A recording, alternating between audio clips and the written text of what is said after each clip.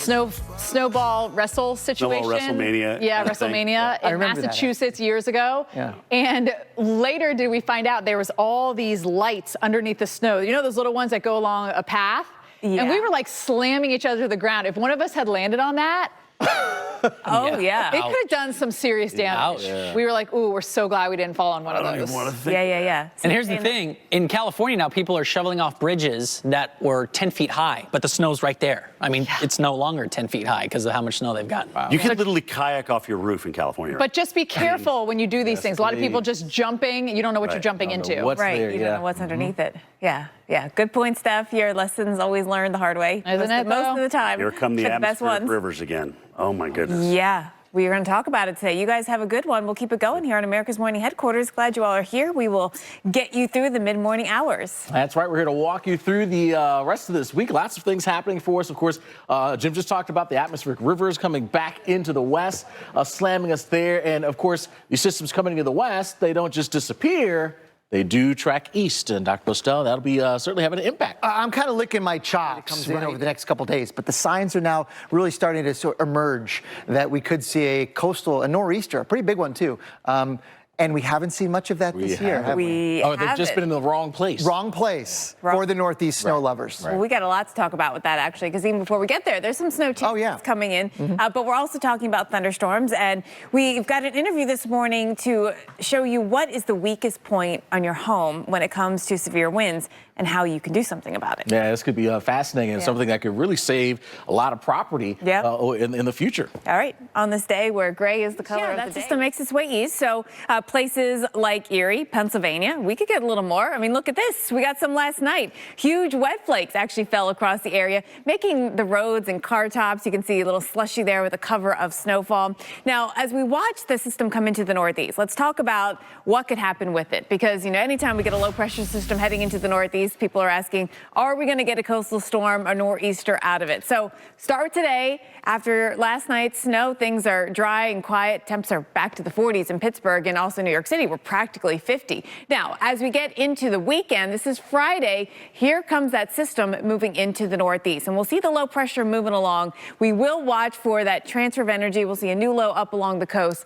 The placement of everything and the cold air. These are the two things that we need to worry about. So here's your Friday forecast. We begin with some snow coming in. We'll see that across parts of western Pennsylvania into western New York. Now, Pittsburgh, you might start with a little bit of snow, but pretty quickly then changing over to rain. That's throughout the day on Friday, lifting up through Pennsylvania. The Poconos get some snow chances. Binghamton, Syracuse, Rochester, some snow chances coming our way. Maybe even New York City. You see all these isobars out here. These are our lines of constant pressure, and the center of it is where we have our lowest pressure. Where's the low pressure? Well, it's pulling off pretty quickly off the coast and heading out to sea. And honestly, there's just not really cold air in place to give us a lot of snow chances. So we have some, let me go back to that real quick. We have the chance, I think, back across western New York, northwestern Pennsylvania, an area of 5 to 8 inches. But other than that, it's about 1 to 3 or even about 1 in New York City and Boston and Providence. Yet again, not much out of this, still staying below average.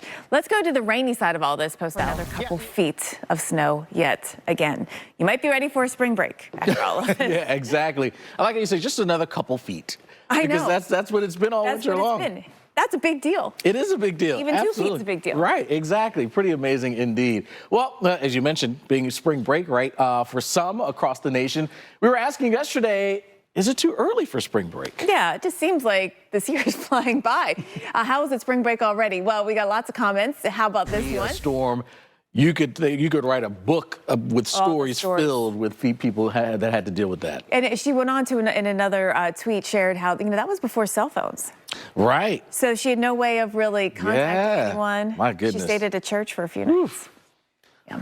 Wild times. Well, students know the calendar says spring with so many going on break over the next few weeks. I won't tell you what I voted for yet, but I also added the comment that spring always has all these false starts. Oh yeah, it's the spring psych out. Yeah. That's what it is. It's a thing. Yeah, it's like full fall, spring psych out. Yeah. You think the spring's starting, and then all of a sudden, boom, you get hit by a blizzard. Exactly. The situation. Jen, do you get to a point where you're just like, I'm not even going to bother washing the car until like July. I washed the car yesterday. I took it through the drive-through car wash. It's just there's so much pollen. And of course, it was covered in pollen within 10 minutes again. Exactly. But it seems to help a little bit. I agree. If you leave it on, it kind of starts to cake and you get spots and it just becomes just, ugh. Yeah. I don't know. And they say that's not the pollen that makes you sneeze and stuff, but I still think it's like an irritant. I mean, it just has to be, right? Yeah. Well, meantime, folks are, now dealing with too much rain. The pollen's not a problem in California right now. It's actually the rainfall coming. Yeah, rainfall, a lot of rain coming back into the picture, more snow as well. So, we're back to dealing with yet another mess here in the West. Yeah, that's where I want to take you. Let me get to that here. And we'll start today with a couple of showers that are out there in the Bay Area right now. That's not the big event. That's not what's going to bring us 3 to 5 inches of rainfall. That starts tomorrow. But we do it right now. We've seen it time and time again when we're in the field after a storm. The homes that were better built and above standards and code are the ones that have the least damage. And that saves you money in the long run. Dr. Ian Jamanko, thank you so much for being here. He's the lead research meteorologist from the Insurance Institute for Business and Home Safety. And, it's one of those things that, people just don't think about, right? Yeah. So I think we're making folks aware that garage door can be very, very key in potentially saving your home. Yeah, I know.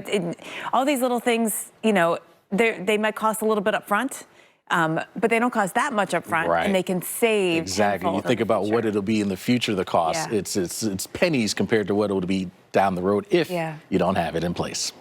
Hopefully that helps you out. Now you know what you can do to maybe protect your property a bit better.